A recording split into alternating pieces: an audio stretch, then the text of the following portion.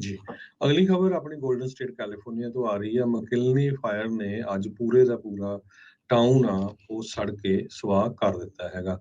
California ਦਾ Hamlet ਕਲਾਮਥ river ਵਾਲਾ ਜੋ area ਹੈ, ਜਿੱਥੇ 200 ਤੋਂ ਵੱਧ ਲੋਕ ਰਹਿੰਦੇ ਸੀ, ਉਹਨਾਂ ਦੇ ਸਾਰਿਆਂ ਦੇ ਘਰ, ਮੈਜੋਰਟੀ 'ਚ 95% ਲੋਕਾਂ ਦੇ ਘਰ ਰਿਡਿਊਸ ਟੂ ਐਸ਼ਜ਼, ਕਹਿੰਦੇ ਵੀ ਉਹਨਾਂ ਦੀ ਸੁਆਹ ਬਣ ਗਈ ਹੈਗੀ ਆ।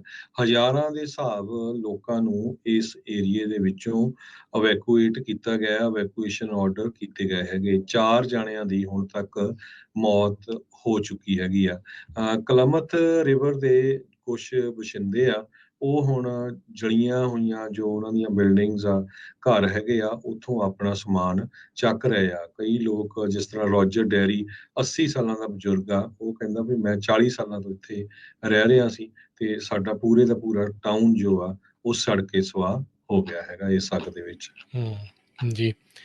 ਅਗਲੀ ਗੱਲ ਕਰਦੇ ਜਾਈਏ, ਕੈਲੀਫੋਰਨੀਆ ਦੇ ਸਟੇਟ ਫੇਅਰ ਜਿਹੜਾ ਸੈਕਰੀਮੈਂਟੋ ਦੇ ਵਿੱਚ ਬੀਤੇ ਹਫਤੇ ਦੇ ਵਿੱਚ ਹੋ ਕੇ ਹਟਿਆ ਆ, ਉਸ ਦੇ ਬਾਬਤ ਬਲੈਕ ਲਾਈਵਜ਼ ਮੈਟਰ ਸੈਕਰਾਮੈਂਟੋ ਤੇ ਇੱਕ ਬੱਚੇ ਦਾ ਜਿਹੜਾ ਪਰਿਵਾਰ ਉਹ ਇਹ ਦਾਅਵਾ ਕਰ ਰਿਹਾ ਵੀ ਪੁਲਿਸ ਦੇ ਦੁਆਰਾ 11 ਸਾਲਾਂ ਦੇ ਇਸ ਕਾਲੇ ਮੂਲ ਦੇ ਮੁੰਡੇ ਦੇ ਉੱਤੇ ਪੁਲਿਸ ਦੁਆਰਾ ਹਮਲਾ ਕੀਤਾ ਗਿਆ ਆ। ਅਲੀਜਾ ਹੰਟਰ ਦੀ ਜਿਹੜੀ ਫੈਮਿਲੀ ਹੈ ਤੇ ਉਹਨਾਂ ਦਾ ਜਿਹੜਾ ਅਟਰਨੀ ਤੇ ਨਾਲ ਜਿਹੜੇ ਬਲੈਕ ਲਾਈਵ ਮੈਟਰ ਸੈਕਰਾਮੈਂਟੋ ਤੇ ਗ੍ਰੇਟਰ ਸੈਕਰਾਮੈਂਟੋ ਦੇ NAACP, ਉਹ ਅੱਜ ਕੈਲ ਐਕਸਪੋ ਦੇ ਬਾਹਰ ਇੱਕ ਨਿਊਜ਼ ਕਾਨਫਰੰਸ ਦੇ ਵਿੱਚ ਇਕੱਠੇ ਹੋਏ ਸੀ, ਜਿੱਥੇ ਇਹ ਜਿਹੜਾ ਮੇਲਾ ਆ ਕੈਲੀਫੋਰਨੀਆ ਸਟੇਟ ਫੇਅਰ ਆ ਉਹ ਲੱਗਿਆ ਸੀਗਾ। ਕਹਿੰਦੇ ਵੀ ਪੁਲਿਸ ਦੇ ਦੁਆਰਾ ਇਹ ਇਹਨਾਂ ਦੀ ਸਟੇਟਮੈਂਟ ਦੇ ਆਧਾਰ ਦੇ ਉੱਤੇ ਕਹਿ ਰਹੇ ਆ ਵੀ ਇਲੈਜਾ ਨੂੰ ਬਰੂਟਲੀ ਅਟੈਕ, ਬਹੁਤ ਬੁਰੀ ਤਰ੍ਹਾਂ ਜਿਹੜਾ ਆ ਉਹ ਅਟੈਕ ਕੀਤਾ ਗਿਆ ਤੇ ਇਸ ਦੇ ਜਿਹੜੇ ਰਾਈਟਸ ਆ, ਹੱਕ ਆ, ਉਹ ਕੈਲ ਐਕਸਪੋ ਪੁਲਿਸ ਦੇ ਦੁਆਰਾ ਵਾਇਲੇਟ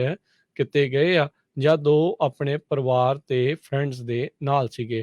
ਹਾਲ ਦੀ ਘੜੀ ਕੈਲ ਐਕਸਪੋ ਨੇ ਇਸ ਦੇ ਉੱਤੇ ਕਿਸੇ ਤਰੀਕੇ ਦੀ ਕੋਈ ਟਿੱਪਣੀ ਜਿਹੜੀ ਉਹ ਨਹੀਂ ਕੀਤੀ ਹੈਗੀ। ਸੋ KCRA ਜਿਹੜਾ ਉੱਥੇ ਦਾ ਲੋਕਲ ਨਿਊਜ਼ ਚੈਨਲ ਆ, ਉਹਨਾਂ ਨੂੰ ਇਹ ਦੱਸਿਆ ਗਿਆ ਹੈਗਾ ਆ, ਕੈਲ ਐਕਸਪੋ ਦੀ ਜਿਹੜੇ ਸਪੋਕਸ ਪਰਸਨ ਆ ਉਹਨਾਂ ਦੇ ਦੁਆਰਾ, ਵੀ ਐਲੀਜਾ ਦੇ ਇੱਕ ਛੋਟਾ ਕੱਟ ਜਿਹੜਾ ਆ ਉਹ ਲੱਗਾ ਸੀਗਾ। ਕਹਿੰਦੇ ਵੀ ਉਹ ਵੀ ਕੱਟ ਇਹਦੇ ਤਾਂ ਲੱਗਾ ਸੀ ਵੀ ਕਿਉਂਕਿ ਇਹ ਇੱਕ ਫੈਂਸ ਟੱਪਣ ਦੀ ਕੋਸ਼ਿਸ਼ ਕਰ ਰਿਹਾ ਸੀ ਤੇ ਵੈਂਡਰਸ ਦੇ ਕੋਲੋਂ ਸਟੀਲ ਕਰਨ ਦੀ, ਚੋਰੀ ਕਰਨ ਦੀ ਕੋਸ਼ਿਸ਼ ਜਿਹੜੀ ਆ ਉਹ ਕਰ ਲਿਆ ਸੀ। ਉਧਰ ਜਿਹੜੇ ਬਲੈਕ ਲਾਈਵ ਮੈਟਰ ਸੈਕਰਾਮੈਂਟੋ ਵਾਲੇ, ਉਹਨਾਂ ਨੇ NBC ਨਿਊਜ਼ ਨੂੰ ਇਹ ਜਿਹੜਾ ਕਿਹਾ ਆ ਵੀ ਉਹ ਤਾਂ ਆਪਣੀ ਲਾਈਨ ਦੇ ਵਿੱਚ ਜਿਹੜਾ ਉਹ ਖੜਾ ਸੀਗਾ ਤੇ ਸਾਰੇ ਜਾਣੇ ਇੱਕ ਦੂਜੇ ਨੂੰ ਜਿਹੜਾ ਉਹ ਕੱਟ ਕਰਨ ਦੀ ਕੋਸ਼ਿਸ਼ ਕਰ ਰਹੇ ਸੀ, ਹਾਰਸ ਪਲੇਇੰਗ ਜਿਹੜੀ ਉਹ ਕਰ ਰਹੇ ਸੀ, ਜਿਸ ਦੌਰਾਨ ਪੁਲਿਸ ਨੇ ਇਸ ਨੂੰ ਟੈਕਲ ਜਿਹੜਾ ਉਹ ਕੀਤਾ ਸੀਗਾ। ਸੋ ਇਹ ਕਹਿੰਦੇ ਵੀ ਉਹਦੇ ਨਾਲ ਦੇ ਜਿਹੜੇ ਫਰੈਂਡਸ ਆ ਉਹਨਾਂ ਨੂੰ ਕਿਸੇ ਨੇ ਨਹੀਂ ਟੈਕਲ ਕੀਤਾ, ਪਰ ਕਿਉਂਕਿ ਇਹ ਕਾਲੇ ਮੂਲ ਦਾ ਸੀਗਾ ਤੇ ਇਹਦੇ ਫਰੈਂਡ ਵਾਈਟ ਸੀਗੇ, ਸਿਰਫ ਇਸੇ ਨੂੰ ਹੀ ਜਿਹੜਾ ਉਹ ਟੈਕਲ ਕੀਤਾ ਗਿਆ। ਹੁਣ ਇਸ ਪੂਰੇ ਮਾਮਲੇ ਦੇ ਵਿੱਚ ਵੀ ਰੇਸ ਇਸ਼ੂ ਜਿਹੜਾ ਆ ਉਹ ਉੱਠਿਆ ਆ।